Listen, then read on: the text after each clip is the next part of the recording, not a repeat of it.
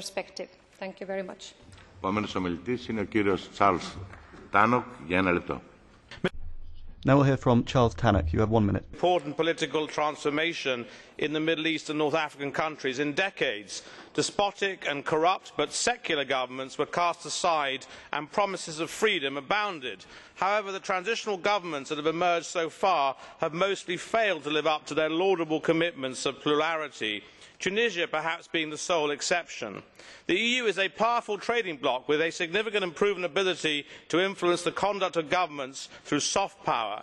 The EU should therefore use its exclusive competence in trade matters and also being a significant aid donor, and with its ability to influence multilateral banking institutions such as the EIB and EBRD, to use its considerable leverage to ensure that democracy and human rights are fully respected in our southern neighbourhood.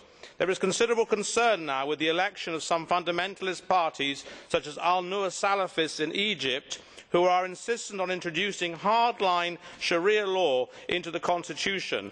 This jeopardises women's rights, homosexual rights, minority rights, and in particular the Coptic Christians, who will not only be discriminated against but actively persecuted if this goes through. In such a case, Thank you very much, Mr. Tannock. Would you come to an end, please? Sorry?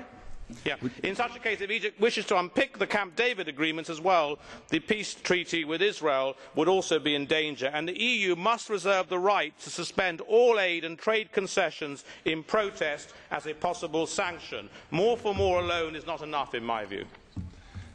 Thank you very much. Wir kommen zu The next speaker is from the GUI group and has 1 minute. Mr. Willy Meyer. And I'd also like to welcome our visitors from